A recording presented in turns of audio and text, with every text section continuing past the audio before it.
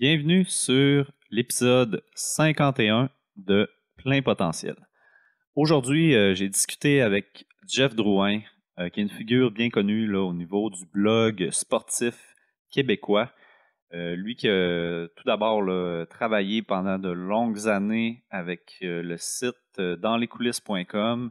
D'ailleurs, j'ai reçu deux autres figures là, de ce site-là. J'ai reçu Maxime Truman dans le passé sur mon podcast, qui est lui qui a démarré là, dans lescoulisses.com, donc le propriétaire. Et aussi, j'avais reçu un chroniqueur là, du site, un rédacteur là, en fait, là, qui est Kevin Vallée, un jeune rédacteur de 18 ou 19 ans. Là. Donc, vous pouvez aller voir ça si vous êtes intéressé par le milieu journalistique, le milieu du blog là, en général. Sinon, on revient à Jeff. Jeff, bon, en plus de Dans les coulisses, c'est aussi lui qui a démarré Passion MLB, qui est la référence là encore aujourd'hui en termes de nouvelles, en termes d'informations sur le baseball. Ici au Québec, donc lui il avait démarré ça, il l'a revendu là, il y a tout récemment. Passion MLB, c'était autant un site de nouvelles qu'un podcast, que de la création d'événements. Donc, c'était vraiment une image de marque. Jeff a instigé ça là, avec une équipe, là, donc il a starté ça. Sinon, Jeff, si vous ne le connaissez pas, il offre aussi des conférences là, sur l'anxiété dans les écoles, fait des chroniques sportives. Donc, quelqu'un d'assez occupé qui aime les projets divers. Sinon, actuellement, il est le rédacteur en chef pour fanadien.com et il a démarré son blog et podcast, le Jeff Drouin Show, tout récemment. Donc, je vous invite à aller voir ça. Sinon, pour aujourd'hui, on a discuté de tous ces projets-là. Donc, ces projets passés, ces projets actuels et aussi des projets futurs. À travers tout ça, on a parlé d'anxiété parce que, évidemment, on ne peut pas dissocier ça de tout ce qu'il fait, c'est-à-dire que lui a un trouble d'anxiété généralisé. Il nous a parlé de comment ça l'affecte, comment il vit avec ça maintenant, comment il peut même utiliser ça. Et plus particulièrement, là, il nous a aussi parlé de comment ça l'a affecté dans les derniers mois en raison de la pandémie, mais aussi des raisons personnelles et professionnelles. Donc, c'est un petit recap de ce qu'on a parlé, mais on a parlé de beaucoup d'autres sujets aussi. Parlant d'anxiété, si vous avez des problèmes à ce niveau-là, si vous voulez travailler votre gestion d'anxiété, je suis coach en psychologie du sport et de la performance. Donc, c'est un des éléments qu'on peut travailler. Sinon, on peut aussi travailler d'autres choses, travailler la confiance en soi. Je peux aussi vous aider à être davantage motivé, travailler votre motivation, faire une routine pré-compétitive qui soit plus optimale. On peut travailler aussi la gestion des émotions, comment optimiser tout ça, puis comment faire en sorte que vous entrez dans un état émotionnel qui est optimal pour vous. Donc, tous des éléments sur lesquels je peux travailler en tant que coach en psychologie du sport. Et pour avoir plus d'informations, vous pouvez aller sur mon site internet francislapointe.ca. Vous pouvez aussi m'écrire sur Facebook ou Instagram si vous avez des questions, quoi que ce soit. Donc, voilà. Sans plus attendre, l'épisode 51 de Plein Potentiel commence avec mon invité Jeff Drouin. Bonne écoute. On a réussi finalement à se trouver un moment. Genre un an plus tard, hein? Au moins, même plus peut-être. Calique, hein? C'est la pandémie qui nous a menés là. Effectivement, ouais. Là, je me suis dit, c'est dur, c'était dur de se trouver un moment quand tu descendais dans le coin. Fait que là, je me suis dit, j'ai commencé à en faire sur Zoom. Fait que, allons-y, profitons-en. Et voilà, c'est la solution miracle. Ouais. Premièrement, merci. Je suis vraiment content que tu sois là. Commençons dans le vif du sujet. Là. En fait, la première chose que je voulais parler, avant de parler un peu de ton parcours, là, j'aimerais ça qu'on parle un peu de c'est quoi que tu fais en ce moment. C'est quoi tes projets actuels? Actuellement, je suis de retour dans le monde du blogging à temps plein. Je suis pour le site fanadien.com qu'on a relancé avec la gang de Marqueur. Je ne sais pas si les gens connaissent marqueur.com. C'est un gros site de pool. Ils sont rendus avec des sites comme Rumeurs de transactions, Abs et LNH, le Beach Club de Olivier Primo. Puis, on a relancé fanadien.com qui existait à l'époque, il y a quelques années. Eux, ils ont acheté la page Facebook et tout ça. Puis, ils m'ont demandé, regarde, Jeff, on t'offre 50 tu veux-tu revenir? Veux-tu venir pour nous autres? Ça faisait quelques années que je jasais avec le propriétaire de marqueur.com pour qu'on développe quelque chose ensemble. Ça ne donnait pas. Moi, j'étais dans les coulisses à ce moment-là et Passion MLB. Puis là, ben, les pions se sont placés, puis me voilà de retour officiellement. Puis, Fanadien, pour faire la différence, mettons, par rapport à un autre site comme Dans les coulisses, l'approche est-tu différente un peu ou c'est semblable? C'est très, très, très similaire. Ça se ressemble beaucoup. Je dirais que la petite différence, c'est que j'ai une liberté qui va être un peu plus grande. Parce que là, c'est moi qui s'occupe du site, c'est moi qui est en charge. Donc, si je veux traiter quelque chose, je le fais sans m'empêcher, si on veut. Tu sais, j'ai pas de restrictions, donc il y a cette petite différence-là, mais c'est le même style de site. Tu sais, on essaie d'être les premiers sur la nouvelle, de publier en premier. On publie des textes de 250 à 300 mots. C'est très similaire, mais tu sais, j'essaie d'amener ma couleur à moi avec fanadien.com. OK. Puis sinon, tu as starté un nouveau podcast, là. Ouais. Ben, un vieux nouveau, parce que Le le Jeff retour. Drouin, le retour, oui, exactement, parce que le Jeff Drouin Show, on l'avait créé en 2018. Je dis on parce que mon chum Martin Godette est là-dedans avec Podcast Production. Ouais. Puis on a décidé de le relancer parce que, tu sais, le Jeff Drouin Show, c'est ma couleur, c'est authentique, c'est mes passions. Je me ramasse là, je parle avec les abonnés de mes passions, de la musique que j'aime et tout ça. Je livre beaucoup de segments émotifs sur des chapitres de mon parcours personnel. Donc, c'est important pour moi de relancer ça. C'est comme le retour du Jeff Drouin Show, c'est ça qui m'a ramené un peu dans le domaine du web et tout ça, que j'avais quitté au mois d'août dernier pour une panoplie de raisons. C'est ça qui m'a poussé à revenir, qui m'a donné le goût à revenir dans ce monde-là. Puis ça doit être cool d'avoir un show comme ça où, dans le fond, c'est 100% de ta personnalité, puis tu fais pas mal, tu fais ce que tu veux, là, dans le fond, là. Oui, exactement. Tu sais, souvent, on va se lancer d'un podcast, on va dire, bon, ben, ce podcast-là, c'est un podcast de hockey. Là, tu parles juste de hockey. Mais avec le Jeff Drouin Show, je peux parler de musique, je peux parler de mes émotions, je peux parler de baseball, je peux parler de basket, je peux parler de hockey, je peux parler de football, tu sais. Puis c'est ce que j'aime, cette variété-là que j'aime toucher. Tu sais, oui, je vais être passionné par quelque chose comme le baseball, par exemple, mais j'aime ça aller plus loin que juste faire ça, mettons. Ouais, OK. Ben, puis sinon, toi, comment ça va en ce moment? T'en as parlé un peu, là. T'as pris une pause dernièrement. Ça va. T'en avais besoin, là, j'imagine. J'en avais besoin, puis je me suis rendu compte que j'ai commencé à l'échapper, je vais dire ça comme ça. En 2018, tu sais, on recule quand même à loin, là.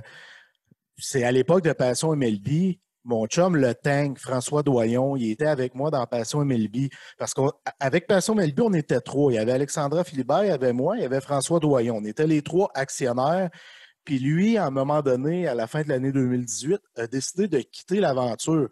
Tu sais, sur le coup, je me dis, ça fait longtemps que je suis dans le domaine, je vais me remettre, c'est correct. Il y a un gros pion qui part, mais en même temps, il y a toujours un petit trésor caché derrière un obstacle. Tu sais, c'est comme ça que je le voyais.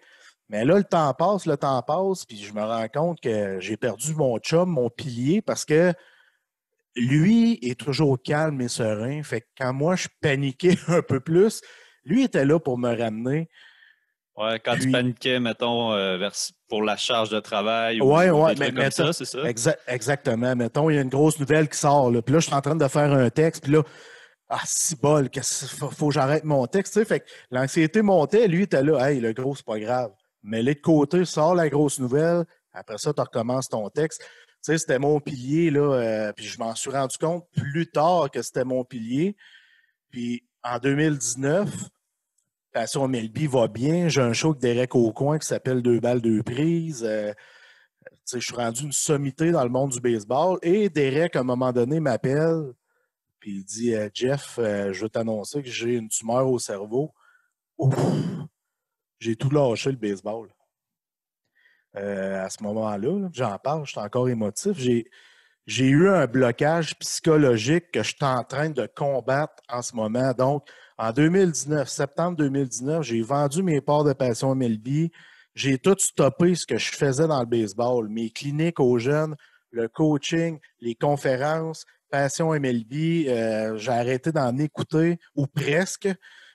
J'étais plus capable. Là. Est-ce que l'annonce de Derek a été le coup fatal, si on peut dire? Ouais, ouais, Est-ce que exactement. est-ce que tu en es venu à associer comme le baseball à quelque chose de négatif par son annonce? Comment que ça s'est passé tout ça, le fait que le baseball, t'es plus capable? Là? Il y a la situation avec Derek qui est comme venu, tu sais, il y a la situation avec François Doyon, le tank. Après ça, la situation de Derek. Après ça, il y a eu une séparation qui n'a pas été saine. Puis, ça m'a affecté tout ça. Vraiment, Séparation personnelle, là. personnel, oui, exactement. OK. Ça a comme frappé. Puis, tu sais, j'associais tout ça au baseball. Puis, j'avais peur d'affronter Derek. Fait que ce que j'ai fait comme mécanisme de défense, tu sais, je dis affronter Derek, affronter cette maladie-là avec lui. Moi, ce que j'ai fait, c'est de me renfermer sur moi-même. Puis j'ai déconnecté de tout le monde. J'ai laissé tomber tout le monde parce que je n'étais pas bien en dedans. J'avais pas le goût de parler aux gens, à mes amis baseball, parce que ça me touchait énormément. Fait que je me renferme sur moi-même. Derek et moi, on s'est éloignés parce que j'ai pas agi de la bonne façon. Ça m'a vraiment, vraiment affecté là, avec le recul. Tu sais, j'ai eu une discussion avec Derek plus tard au téléphone.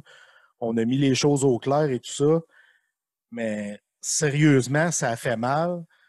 Puis moi, ce que j'ai décidé de faire, je me suis dit, garde, là, il faut que je sorte du baseball. Je sors du baseball, puis je vais me concentrer sur autre chose pour oublier le baseball. Tu sais, au lieu d'affronter mes peurs, de, de, de dire, Chris, non, excuse du terme, là, mais j'étais un gars de Pas de trouble. baseball. Honnêtement, là, c'était mon mode de vie. Là. C'était ma Ouais. vie. C'était instauré dans ma famille avec mes enfants et tout ça. C'était vraiment ma vie. Là. Puis j'ai mis une croix là-dessus pour essayer de la patcher avec un plaster, cette peine-là, puis me tasser vers ailleurs pour pas penser au baseball. Je sais pas si c'est clair ce que je dis. Ben, c'est peut-être, on dirait que je vois ça un peu comme un deuil, pratiquement, là, qu'il a fallu justement que tu t'en éloignes pour. Il y a un processus, là, un processus de deuil, il y a différentes étapes, là. Puis, fait que dans le fond, puis les raisons sont multiples au fait que t'aies quitté ça, là. Comme tu dis, il y a eu différentes étapes qui se sont passées.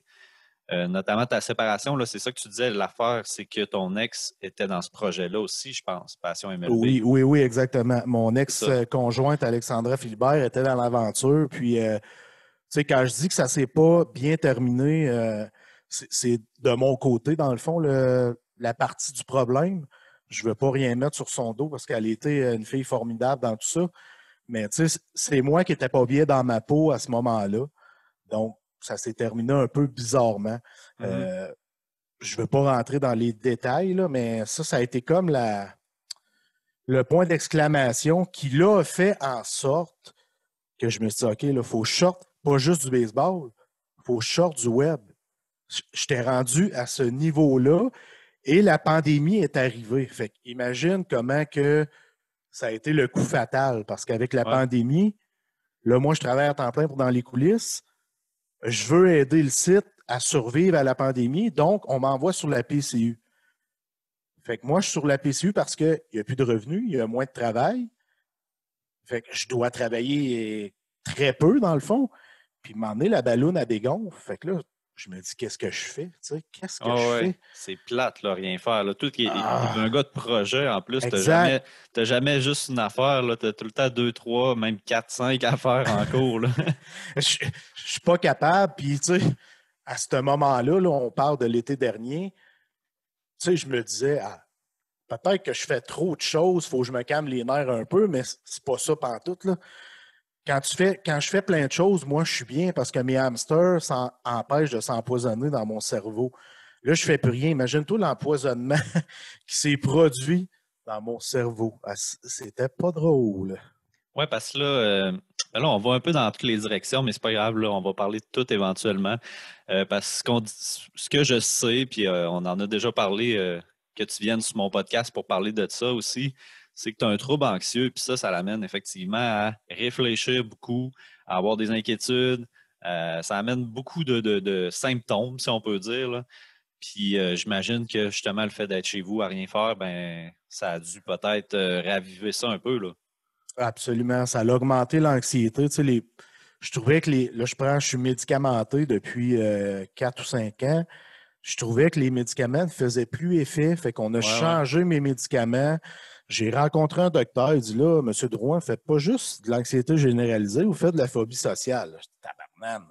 C'est parce que moi, ma job, je fais de la radio, je fais du podcast, puis tout ça. Il dit ouais, mais phobie sociale, c'est pas juste. Il dit t'as peur de qu'est-ce que les gens pensent de toi.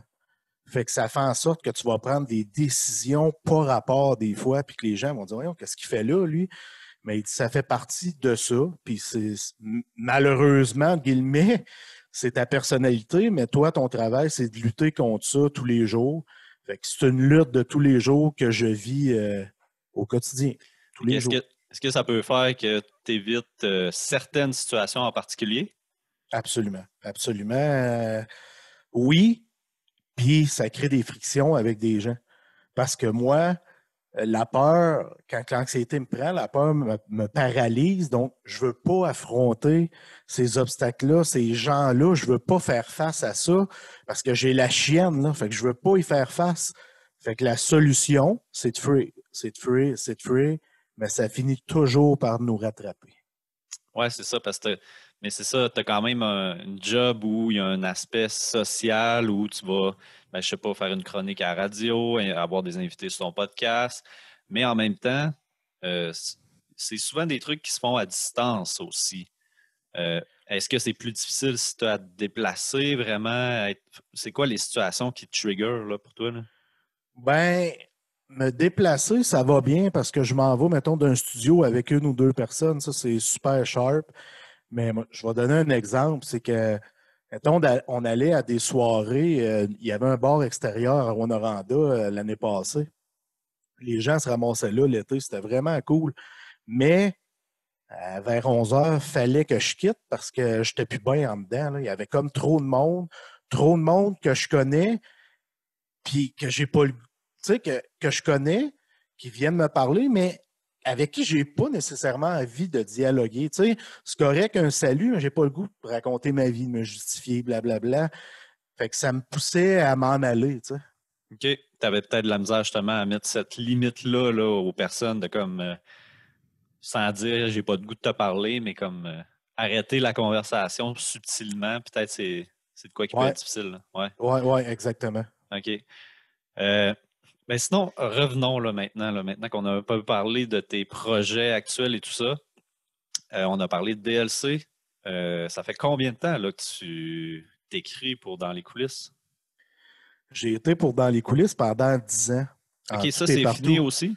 Ouais, c'est terminé dans les coulisses. J'ai remis ma démission au début du mois d'août. Puis ça faisait 10 ans exactement que j'étais pour le site. Euh, 6 ans à temps plein, puis 4 ans de temps partiel. Fait que, tu sais, je tournais la page d'une décennie de ma vie. Euh, Ça n'a pas été évident, ça non plus, mais encore là, je mettais ma tête ailleurs pour pas y penser. Mhm. C'est ça mes mécanismes de défense.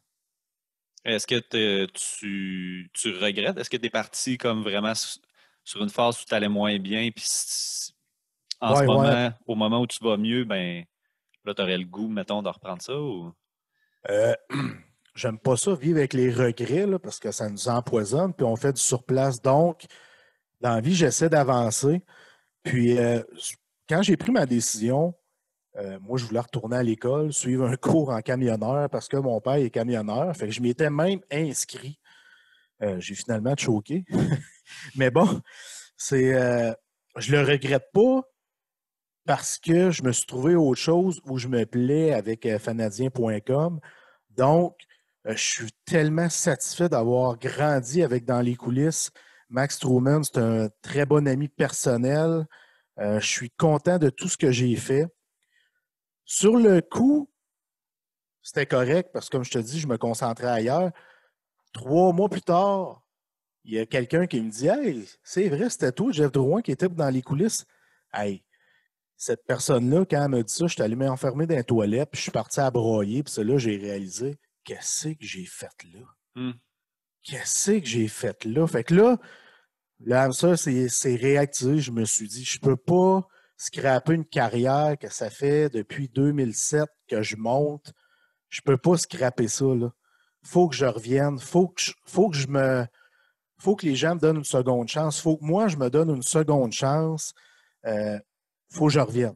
Fait que ça a été, c'est là que j'ai décidé de revenir, de regarder vers l'avant, de trouver un endroit où je pourrais me plaire. C'est ce qui est arrivé. Tout s'est aligné. Les as se sont alignés pour moi depuis 3 semaines, un mois à peu près. Ouais, parce qu'avec Fanadien, en même temps, là, tu vas rechercher le même sport d'un, mais tu fais un travail qui est quand même très semblable. Puis, mais ça, je trouve ça intéressant ce que tu amènes, là, que, tu sais, que toutes les as se sont alignés, là, ça, d'après moi, c'est pas un hasard, là. Parce que souvent, justement, quand on se met à refocuser puis à se remettre en action, on dirait que les propositions vont revenir, puis ce que tu as besoin va se présenter à toi. En tout cas, ça, c'est mon avis, là. Souvent, moi, ça se produit Ben, je la dans ma vie, là. partage. Je la partage parce que moi, j'étais un fan d'NCIS à l'époque, puis ça, c'était une émission américaine. Puis le chef enquêteur qui s'appelle Gibbs ne croit pas au hasard. Fait que depuis qu'il dit ça, ben moi, je me dis ça aussi.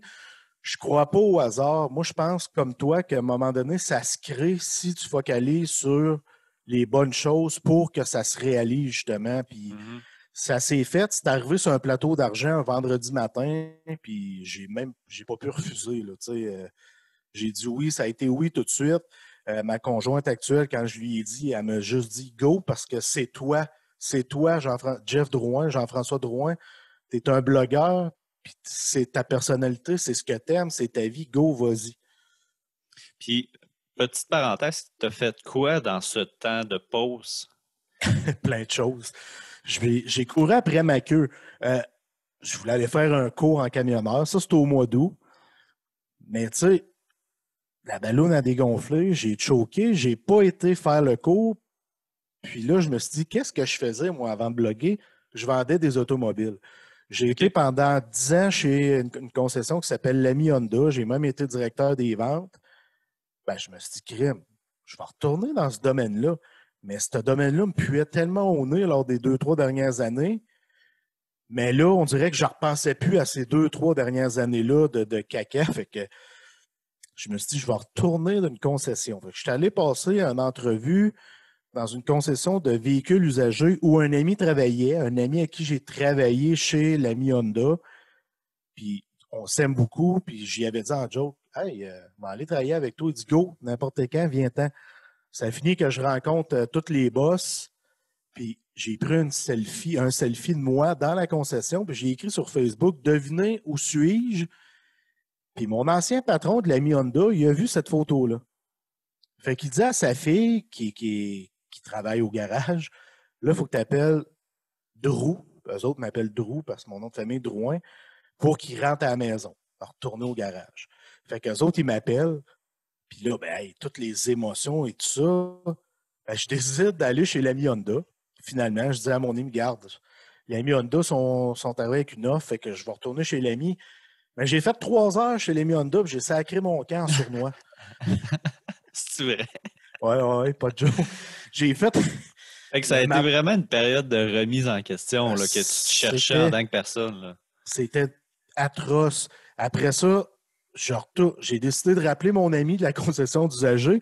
J'ai dit, hey, gros, j'ai fait 3 heures chez l'ami. Il dit, t'es-tu sérieux? Il dit, veux-tu venir ici? J'ai dit, ah ouais, je vais y aller. Parce que ça, c'était une petite concession d'usagers. Il y avait 5 employés.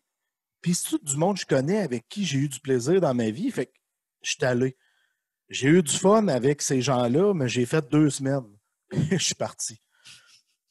Puis je suis allé à une corporation des fêtes ici à Rouen-Noranda. On book des festivals comme le festival Osco en Lumière où il y a eu des Ouais. artistes comme Offspring, Sum 41. Tu sais, c'est vraiment un gros show. Fait que j'étais comme devenu le directeur de la corpo des fêtes de Rouen. Puis moi, j'en ai fait de l'événementiel avec Passion Melby. On en a fait. Il y avait des projets d'événementiel. Fait que ça me parlait. Puis j'étais un gars qui aime la musique. Finalement, j'ai fait 5 semaines. Puis c'est là que j'ai eu l'offre de fanadien.com sur un plateau d'argent. Puis j'ai pas pu cracher là-dessus. Mais ça faisait déjà 3-4 semaines que ça me travaillait puis que je préparais ce retour-là. C'est là que j'ai ramené le Jeff Drouin Show. On a même fait un blog où j'écrivais des textes qui me tentaient. Fait que tranquillement, là, tu sais, je me disais, hey, non, c'est ça, Jeff Drouin. Tu sais, au lieu d'avoir tout lâché, il aurait fallu que j'affronte des peurs face à face que j'ai pas fait. Mais 4, 5, 6 mois plus tard, tu Tu sais, je fais retournes aux face, racines. je retourne aux racines et je veux faire face. Là, je suis prêt à faire face à ce que j'ai pas voulu faire face, tu sais. Fait que tranquillement, je me suis remis un pied dans le baseball, puis tu sais, j'y vais par étapes, puis ça va super bien jusqu'à présent. Puis le blog, dans le fond, c'est du temps plein en ce moment. Là. Oui, oui, oui, exactement. En ce OK. moment, je suis toute seule sur le site, donc je fais entre 10 et 12 textes par jour.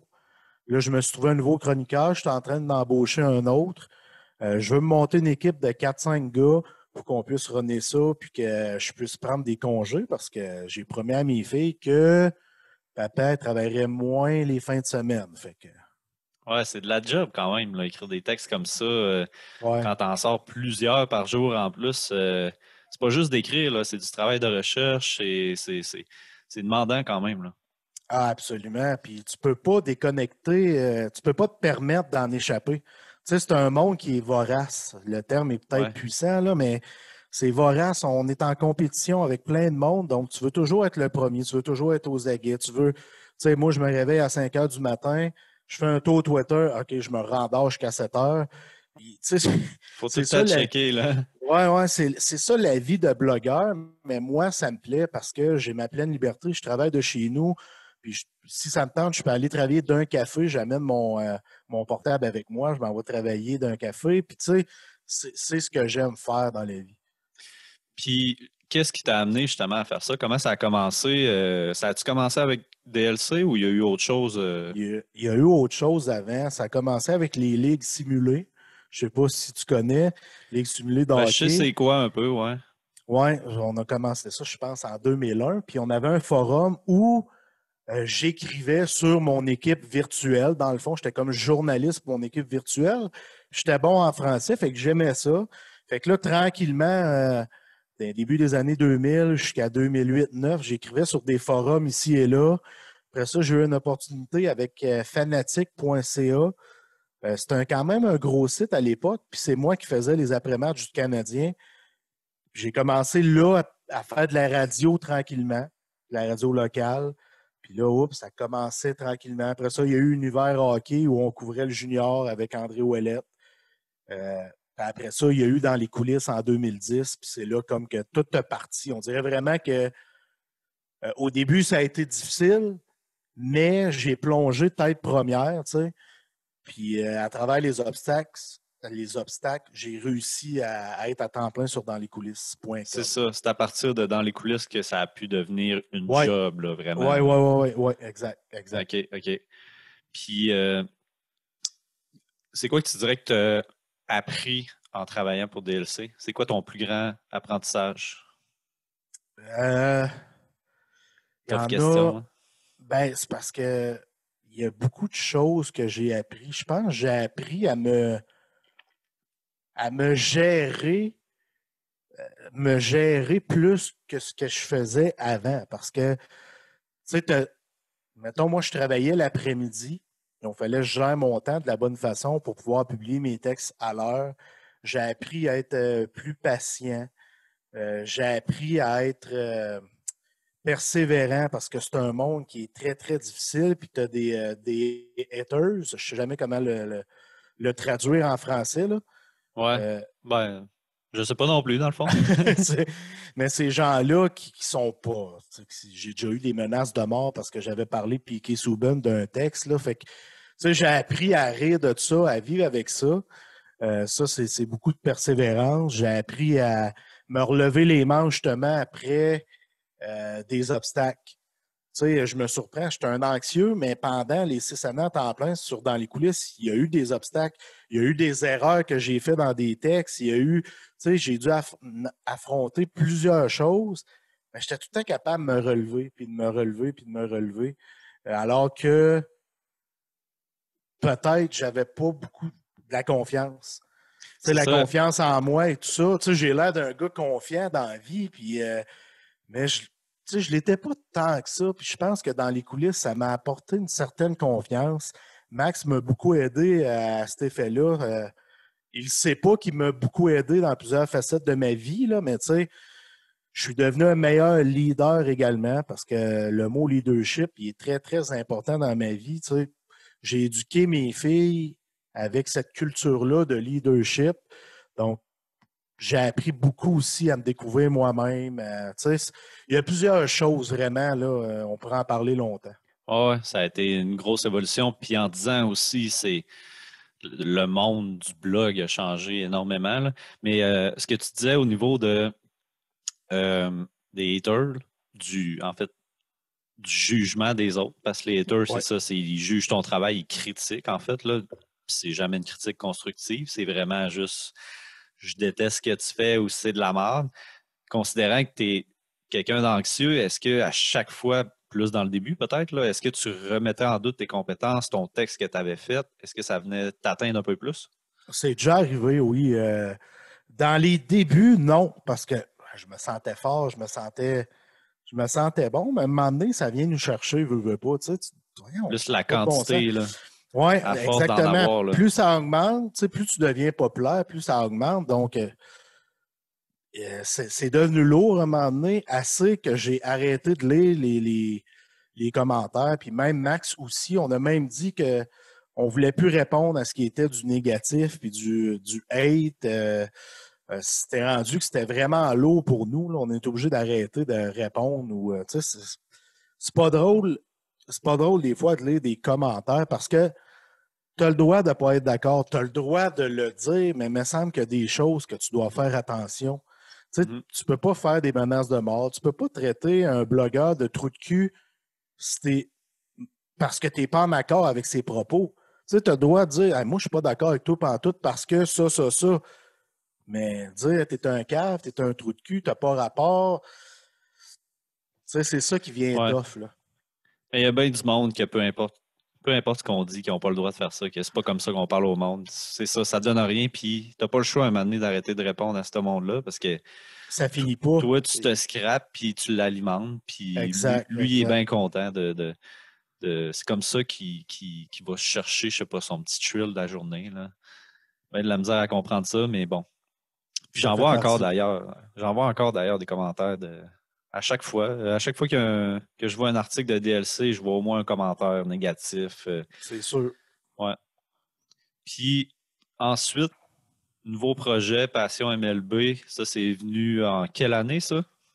Passion 1000B, on a lancé ça en juin 2016. Puis moi, j'hésitais, tu sais, je me dis, il y a beaucoup de sites de hockey, il n'y a pas de site de baseball en français.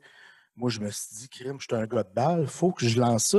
J'hésitais, puis c'est Alexandra Philibert qui m'a poussé, qui a dit, go, fais-le, on le fait, go. Fait que c'est de là que c'est parti. Puis tu sais, moi, quand j'ai lancé Passion MLB, c'était juste pour domper des textes avec des chums chroniqueurs. That's it, là. Je ne m'attendais pas à hey, un jour, là, je vais vivre de ça. Un jour, je vais être chum avec Derek Aucoin. Je vais faire du podcast avec Roger Brulotte, avec Mark Griffin, avec Denis Coderre, avec Jacques Doucet.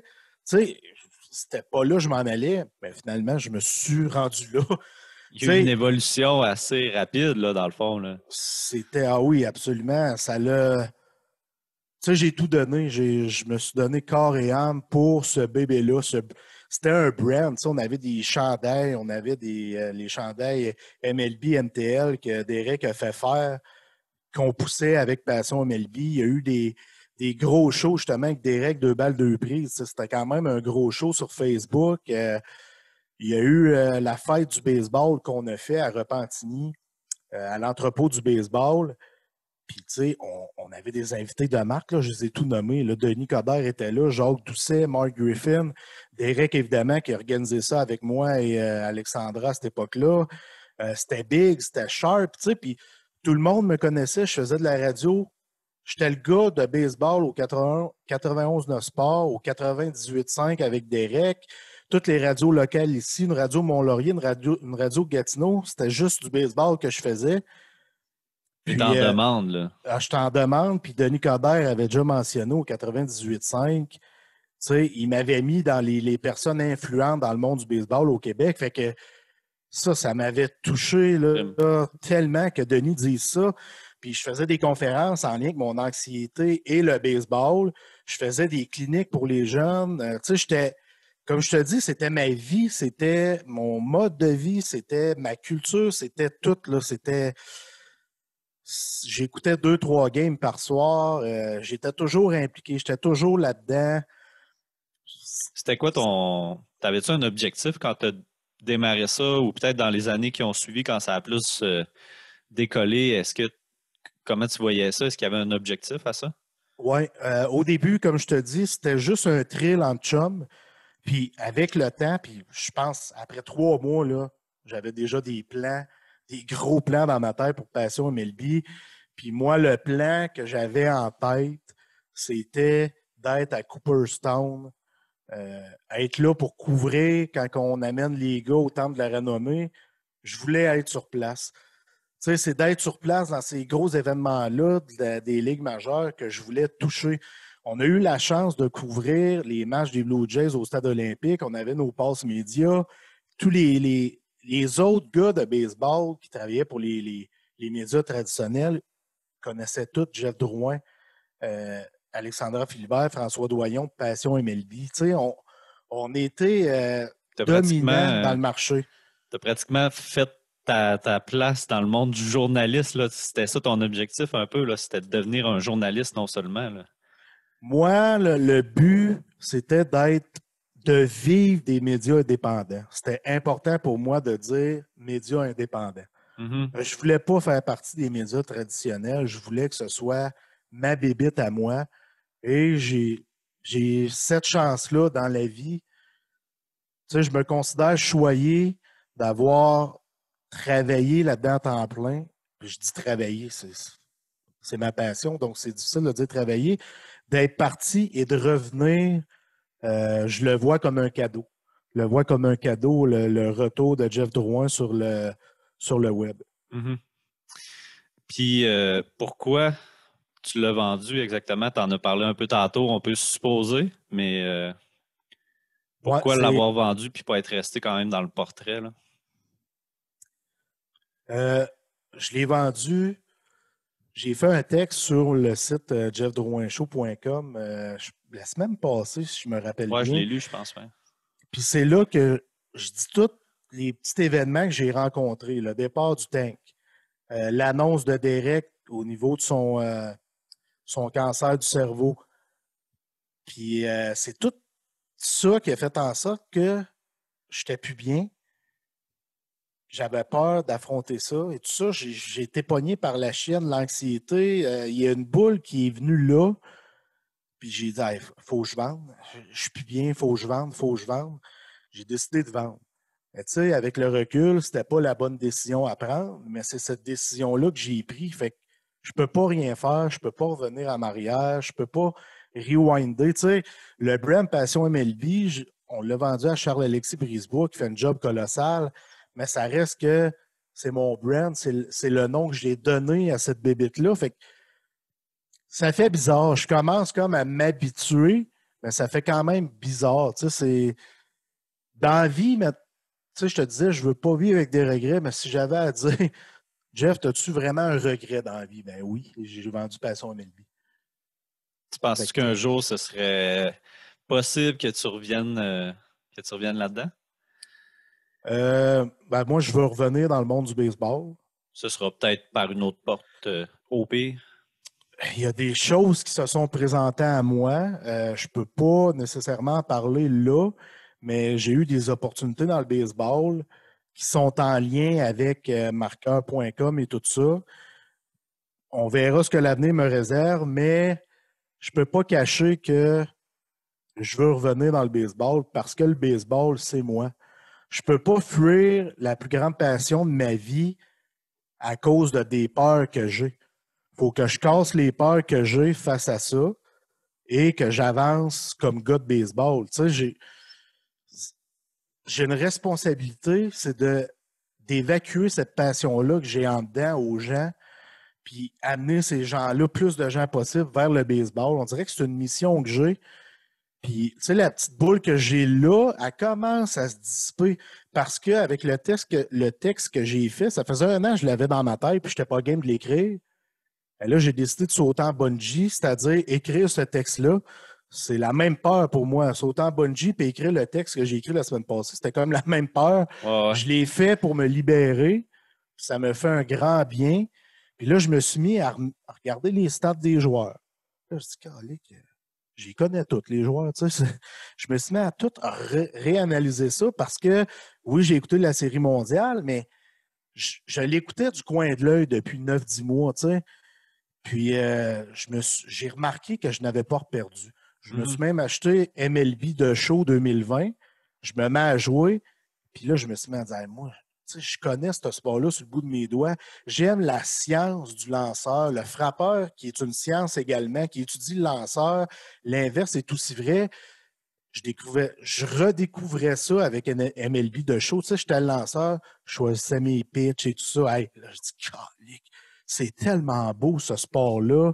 C'est le plus beau sport au monde à mes yeux. Je peux pas le laisser tomber. Tu sais? La passion se sent, même si on est dans 2 régions différentes, là. Tu fais juste en parler, puis on voit tout de suite que tu tripes là-dessus, là. Ouais, pour vrai, c'est. Puis Je l'ai mis de tantôt, côté. Oui, ouais, vas-y. vas-y, ouais. Non, Je l'ai vas-y. mis de côté trop longtemps. Mais tu sais, je me dis, c'est sûr que je suis pas le seul qui a pris une pause de sa passion pour revenir plus fort, pour avoir compris des choses, pour avoir grandi. Je le vois comme ça, c'est ce qui me permet d'avancer au lieu de dire, tabarnak, j'aurais dû pas vendre ça, qu'est-ce que j'ai fait? Tu sais, j'aime mieux Mhm. voir le côté positif que le côté négatif. Ouais, ça sert vraiment à rien de faire ça, là, puis d'être dans les regrets, dans le fond, là. Puis, mais tantôt, tu as parlé de conférences mettant en lien l'anxiété et le baseball.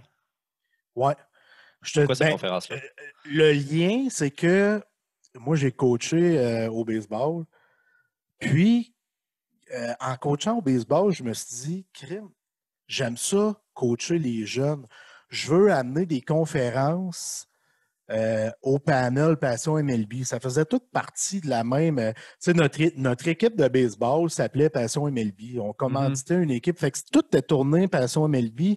Les conférences, j'amenais mes choses de Passion MLB, là, mes drapeaux, mes toiles de Passion Ouais, MLB. ouais, Je ouais. mettais ça parce que j'expliquais mon parcours avec Passion MLB, pourquoi j'ai créé ça.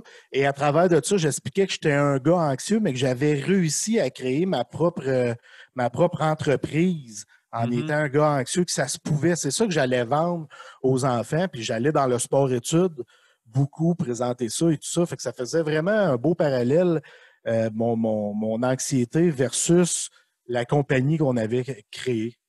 C'était plus côté entrepreneurial, là, un peu comment que le Ouais, lien, ben, comment que l'anxiété, en fait, t'es capable de. Ça t'a pas empêché là, vraiment d'avoir ce côté-là, puis d'être capable quand même de. Parce que exactement. c'est clair que le monde entrepreneurial, même le monde du blog, c'est un monde quand même. Il y a une certaine insécurité. Là. Tu sais, Ouais. c'est pas une job que tu sais que tu vas avoir pour les 10-15 prochaines années, là, nécessairement. C'est beaucoup des petits contrats. Fait que, tu sais, l'argent, tu sais jamais quand est-ce qu'elle va arrêter de rentrer, là. Fait que ça, tu es capable de dealer avec cette insécurité-là, là. Oui, ouais, ouais, absolument. Ça, on dirait que ce côté-là, je sais pas si c'est le succès au niveau monétaire qui fait en sorte que je me stresse pas parce que ça allait bien de ce côté-là. J'ai jamais eu à attendre ou à être stressé. Il y a tout le temps quelque chose qui se présentait. Ah, le commanditaire là, ah, là, wow, OK. Mhm. Fait que ça allait super bien. Fait que ce côté-là, je n'étais pas anxieux. Mais pendant les conférences, j'ai vu des élèves pleurer. J'ai vu des élèves venir se confier à moi parce qu'ils Ah ouais. vivent de ça. Fait que, tu sais, ça les touchait. J'ai vu des élèves commencer à aimer le baseball. Tu sais, j'ai touché plusieurs personnes, puis ça, là, ça a été vraiment un sentiment de satisfaction incroyable, là. Mhm.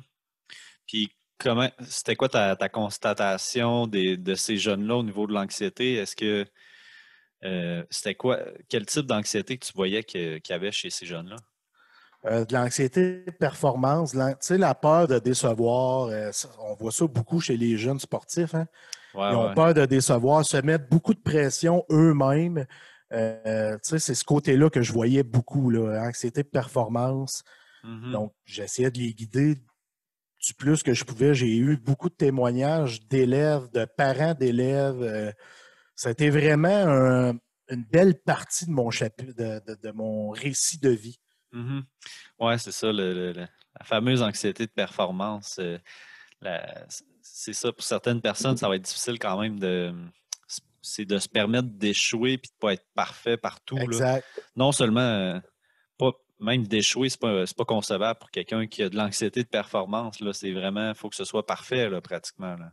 Absolument. Tu veux pas échouer. Puis, tu sais, moi, plus jeune, je disais, hey, mon père, il me met de la pression. Hey, c'était moi qui s'en mettais de la pression. Tu sais, je voyais, tu sais, une petite affaire comme ça que mon père me disait, là, une Mhm. affaire toute petite qu'il me disait. Moi, je voyais ça gros. Fait que là, le hamster tournait, ça m'empêchait de performer à la hauteur de mon talent. Donc, c'est pas évident, l'anxiété de performance. Mhm. Puis sinon, au niveau du blog, j'ai l'impression que moi, je vois ça comme un travail qui peut devenir assez routinier. Euh, Comment tu fais pour garder la flamme avec le temps? Ou est-ce que je me trompe? Est-ce que ma vision est erronée? Euh, Ta vision n'est pas erronée, mais il n'y a pas une journée qui se ressemble, là. Dans le sens que oui, tu écris 10 textes par jour, mais tu ne touches pas le même sujet. Puis, ce qui est motivant, c'est à chaque fois que tu fais un article qui lève, puis que tu vois les stats lever, mais ça, c'est motivant, là. Puis, pas à peu près, là. Puis, quand La tu sors un. progression, là. Oui, oui, absolument, là. Tu sais, comme je te dis, il n'y a pas une journée qui se ressemble, là. Vendredi passé, j'ai une journée qui est vraiment tranquille. Facebook est pas fin. Puis ça, c'est à Facebook, c'est toute une bébite. Ouais, ouais. Fait qu'il ne pousse pas mes textes cette journée-là. Je finis avec une journée très ordinaire. Le lendemain, on est samedi, ça l'explose. Hey, là, moi, j'étais tout pimpant, j'étais joyeux. Tu sais, fait que c'est ça le monde du blogging. Toutes les journées sont différentes. Puis moi, j'ai la chance à travers de ça de faire de la radio, de faire des podcasts. Fait que, tu sais, je bouge un peu. Je reste pas juste devant mon ordi à faire juste 10 articles. Je fais d'autres choses à travers ça, ce qui me permet de toujours, on dirait, garder la flamme allumée là, tout le temps parce qu'il y a tout un petit quelque chose. Mhm. On prépare des idées. On pourrait faire un live en ouvrant des paquets de cartes. Puis, tu sais, il y a tout un plein d'idées comme ça qui nous viennent. Puis, c'est ce qui tient la flamme toujours allumée, là.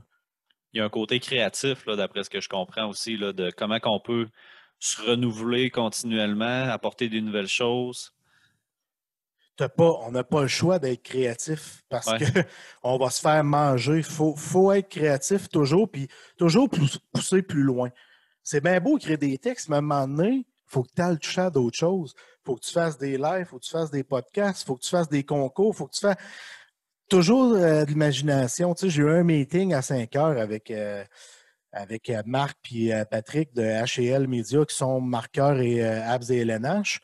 On a eu un meeting parce qu'on a des plans qui s'en viennent et tout ça. Fait que c'est toutes des choses qui sont motivantes au plus haut niveau, là. Mhm. Puis là, avec le contexte actuel, comment vous faites pour garder le monde intéressé, si on peut dire? On fouille. Mettons si on parle de hockey, là, tu sais, là, c'est la période vraiment morte, là, en ce moment, là. C'est très mort, mais tu sais, Jesperi Kotkaniemi a joué en Finlande 10 matchs. Philippe Danault qui s'apprête à signer un nouveau contrat. Ben, quoi qu'il n'y a pas de OK? discussion en ce moment, mais il y a plein de nouvelles. Cole Caulfield qui joue universitaire, donc il fait des buts, on en parle, puis ça lève. Les négociations de la Ligue nationale et l'Association des joueurs. Fait il y a quand même, pour vrai, là, une couple de sujets ici et là qui nous permettent de survivre jusqu'au moment où la Ligue nationale va reprendre officiellement. Puis là, y a-tu des infos par rapport à ça? Ça va-tu recommencer? On espère les L'objectif est négociations. encore de recommencer en janvier, là. Ouais, c'est l'objectif, mais là, ils ne se sont pas parlé depuis une semaine, l'Association des joueurs et Gary Bettman, la Ligue nationale de hockey. ça devient inquiétant. Il y a eu une explosion de COVID du côté des Golden Knights, du côté des Blue Jackets. Donc, ça peut être inquiétant. Puis, tu sais, la Ligue nationale a redemandé des choses aux joueurs au niveau monétaire. Les joueurs n'ont pas aimé ça. Donc, on dirait qu'on est un peu d'un cul-de-sac. Mais il va falloir que ce soit annoncé à la fin du mois de novembre parce que sinon, je ne vois pas comment ils vont faire pour commencer au mois de janvier. Ouais, effectivement, parce que d'habitude, il y a quand même un long processus là, avant tout ça, puis encore plus maintenant, là, parce que là, il va tout avoir ben, peut-être une nouvelle façon d'organiser la ligue. Je ne sais pas si ça va. Ouais, C'est-tu nouveau, ça? Ben, c'est-tu encore d'actualité, je veux dire, les divisions qui changeraient complètement, là? c'est d'actualité. On veut faire des petites bulles. C'est pas tout le monde qui veut. On veut jouer chez nous.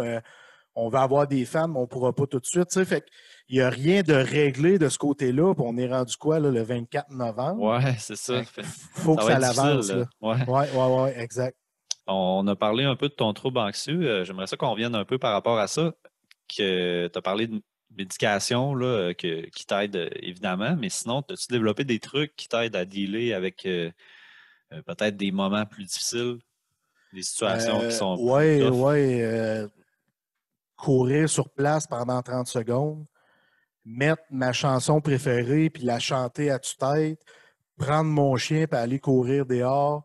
C'est plein S'activer, là, vraiment. Là. d'activer, oui, exactement. C'est activer mon coco, d'être toujours dans l'action parce que si je fais pas ces petits gestes-là, si je prends pas mes médicaments, si je choisis pas chaque matin de dire, bon, là, aujourd'hui, je suis heureux, je vis aujourd'hui, on est aujourd'hui, hier, c'est hier, demain, je sais pas ce qui arrive.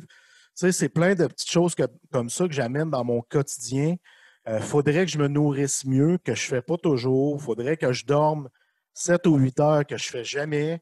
Mais il y a d'autres choses que je fais, par contre, pour toujours être le plus sharp possible. Là. Aussitôt que j'arrête de faire ces petites choses-là, c'est là que le poison revient. Mm-hmm. C'est aussi c'est t'activer, mais c'est aussi, j'ai l'impression, te ramener dans le moment présent là, quand tu te mets Exactement. à penser vraiment trop loin. Là. Exactement ça. C'est pour ça que je peux me lever. Là. Ça a l'air niaiseux. Moi, je travaille dans mon bureau à la maison. Si je vois qu'il y a quelque chose qui ne va pas, je vais me lever, je vais courir sur place là, en criant. Là. J'ai l'air. Tu sais, quelqu'un qui me voit dans la rue en passant, qu'est-ce qu'il fait là, lui? Mais moi, ça me permet de me reconnecter. Là, fait que faut que je le fasse. Heureusement, tu travailles chez vous, fait qu'il n'y a Ouais, c'est personne qui ça. te voit bien.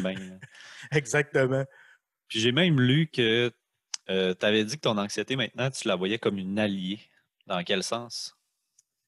Ouais, c'est parce que, tu sais, ça m'arrive encore de la voir comme un ennemi, mais beaucoup moins qu'avant parce que j'essaie d'arrêter de dire maudite anxiété de marde. C'est de sa faute. Mais si c'est de sa faute à elle, c'est de ma faute à moi parce que ça fait partie de ma personnalité. Il Ouais. faut que j'accepte que c'est ma personnalité. Mm-hmm. Tu sais, ça fait partie de moi. Je dois l'accepter. C'est la première chose à faire dans la vie, c'est de savoir que tu es malade.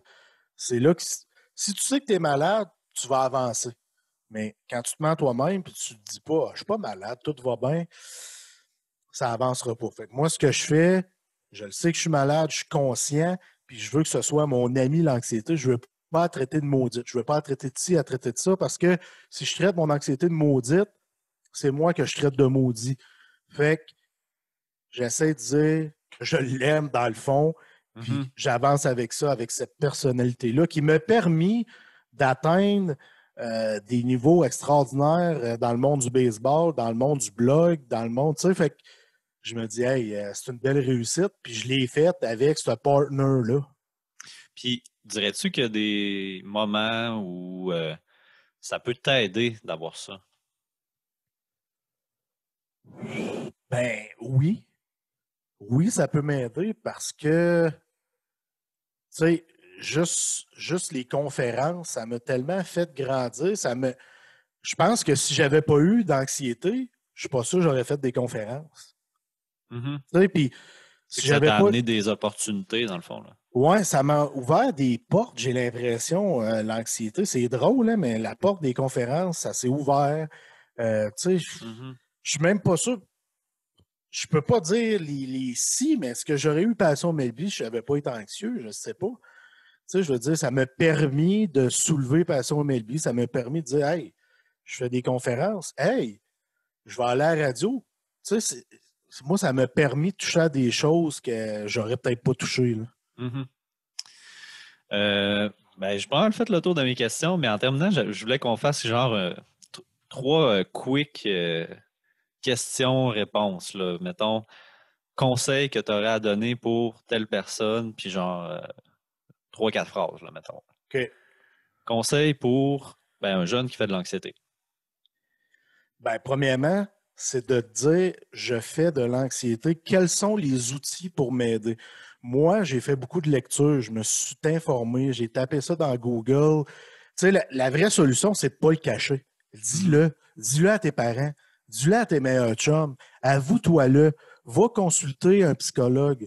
Aie pas peur parce que, tu sais, on se blesse à un pied, on va aller à l'hôpital, mais quand on est blessé au cerveau, faut aussi consulter, il faut aussi réparer, faut s'aider. Parce que souvent, quand on fait de l'anxiété, on veut garder ça en dedans, on se renferme, mais c'est pas ça la solution. C'est de s'ouvrir. Ouais, puis ça, c'est confirmé là, que le fait de pas encore plus retenir ça, de pas l'exprimer, l'anxiété, ben ça peut faire encore plus d'anxiété. Là. C'est là que tu peux faire une Mais attaque de puis, panique ou tu sais, ça m'est faut que tu en arrivé. prennes conscience. Ah ouais, hein? Exact. Ça m'est arrivé récemment parce que, tu sais, c'est un combat de tous les jours quand tu es anxieux. C'est comme un toxicomane ou un alcoolique. C'est des combats de tous les jours. Mhm. Puis il y a des moments où c'est plus difficile. Puis je l'expliquais avec l'annonce de la maladie de Derek, avec ces choses-là. On dirait qu'à un moment donné, là, mon cerveau est devenu de la giblotte. Je n'étais plus capable de rien gérer. Et ça a été plus long qu'à mon habitude de me ramener. Là. Vraiment plus long. Je me suis renfermé sur moi-même. J'ai supprimé Facebook, j'ai supprimé Twitter, j'ai supprimé Instagram. J'ai sorti tout le monde de ma vie, sauf, mettons, mes enfants, la mère de mes enfants, ma copine. Tu sais, j'ai gardé juste ce monde-là près de moi, sinon j'ai tout sorti les autres. Mais ça Mais fait du bien en même temps. Les réseaux sociaux, là, de prendre des breaks de ça. Surtout, j'imagine surtout quand tu œuvres tout le temps là-dedans, là. ouais, oui, Baigner là-dedans continuellement. Là. ça vient difficile. Il y a des moments que je me dis, OK, là, ce soir, je ferme mon cellulaire. Faut Mhm. que je fasse ça parce que sinon, tu sais, il faut que je fasse un reset. Il faut que je fasse un reset par semaine. Ouais, ouais. Ouais, parce que tu peux pas l'enlever, toi, là, Facebook ou Twitter de ton cellulaire. T'en as besoin, là. Ça fait partie de mon métier. Tu sais, on dit Ouais, que c'est empoisonnant, les réseaux sociaux, mais moi, c'est mon métier de blogueur. Il faut que je sois ouais. collé là-dessus. Mais il faut que je prenne une journée, une soirée que je déconnecte au complet parce que sinon, tu vas t'empoisonner. Ouais. Puis, mais en même temps, quand tu travailles, c'est ça, c'est un outil. Puis moi, c'est ce que j'essaye de faire de plus en plus, de ramener ça plus à l'outil, c'est-à-dire que Facebook, je l'ai enlevé de mon cellulaire, puis là, je m'en sers vraiment comme, il faut que j'aille sur mon ordi, je m'en sers pour beaucoup plus pour mes publications, parce que moi aussi, j'ai une page à gérer. Ouais. Oui, je vais faire un petit peu de perte de temps à travers ça, évidemment, mais j'en fais beaucoup moins sur l'ordi versus le cellulaire. Là.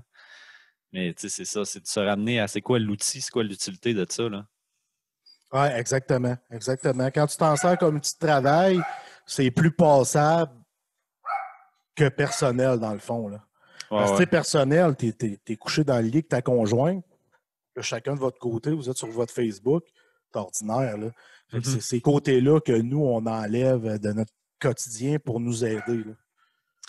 Conseil pour quelqu'un qui voudrait œuvrer dans le domaine sportif, vraiment là, en tant plus que blogueur, chroniqueur, journaliste. Là. C'est pas drôle ce qui se passe en ce moment. On le voit avec TVA Sport. J'ai des amis qui ont perdu leur travail. J'ai même Ouais, des amis qui ont décidé de quitter le monde du journalisme parce qu'ils étaient plus bien là-dedans. Moi, personnellement, je peux pas dire à quelqu'un, je peux pas empêcher personne de rêver, mais go, fonce, abandonne pas, il va y avoir beaucoup d'obstacles, mais il faut que tu persévères et surtout, tu dois être passionné parce que c'est un monde de passion. Si tu n'as pas la passion, ne va pas là. Ne va ouais, pas là. ouais, je suis d'accord. Conseil pour un athlète qui fait de l'anxiété de performance. Ça, c'est quand même tough. Moi, à un moment donné, je joue au hockey, puis là, ça va pas bien. Pas capable de scorer, pas capable de scorer. Ça fait peut-être 4 matchs que je n'ai pas scoré. Puis là, je parle de hockey social, là. Puis je me mettais de la Mhm. pression. Fait que là, à un moment donné, j'appelle mon coach de vie. Tu sais, je dis ça, mon coach de vie, mais c'est un chum qui est vraiment solide pour me guider. Fait que je dis, hey, gros, je suis plus capable de scorer. Hey, il dit, à soir, va donc t'amuser. Va t'amuser, là. Fais juste ça, j'ai scoré 3 buts. Mhm. Fait que va t'amuser. Pense pas à scorer, va t'amuser. Ben oui, C'est ce qu'il me dit, puis ça a fonctionné. Fait que c'est effectivement. ce que je dirais à un athlète qui a Ouais. de l'anxiété de performance. Ah ouais, c'est le meilleur conseil. C'est sûr que des fois, c'est pas tout à fait possible. Ben, je veux dire, il y en a qui rentrent vraiment dans une boucle, puis plus tu es dedans, plus c'est difficile, plus tu perds confiance, puis justement, ben là, tu plus de fun, là. Fait que des fois, ça peut être plus difficile de juste se dire, à soir, j'ai du fun, mais trouve des moyens pour essayer d'avoir du fun en même temps, là. Ouais, ouais, exact. Peut-être que ça va être un processus. Toi, ça t'a pris une journée, mais peut-être qu'il y en a que ça va prendre une semaine, puis amuse-toi, là. Ouais, Ouais. en plein ça. Bon truc, bon truc. Ben, merci, sérieux, merci pour cette très cool épisode de podcast. Je suis content de t'avoir eu.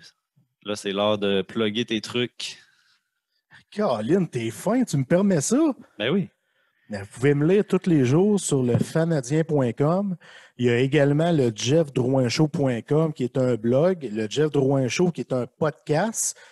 Et je fais également des lives Facebook que j'ai appelé ça Jazette à la bonne franquette avec des gens qui travaillent ou qui jouent au basket, au football, au baseball scolaire. J'ai parlé avec des jeunes, je parle avec des coachs, fait que j'ai beaucoup de fun avec ça. Il y a déjà 2 shows de sortie qui sont accessibles sur la page Jeff Drouin Show, OK. la C'est page comme en Facebook. parallèle là, du Oui, show, là. ouais, exactement. Fait que c'est les 2 choses que je travaille. Puis, je le disais tantôt, il y a des petites choses dans le baseball qui s'en viennent. On va suivre ça. Le podcast va sortir dans 3 semaines. Peut-être que ça va avoir été annoncé, mais on verra d'ici là. Parfait. Ben, merci à toi, là. Au plaisir. Merci à toi.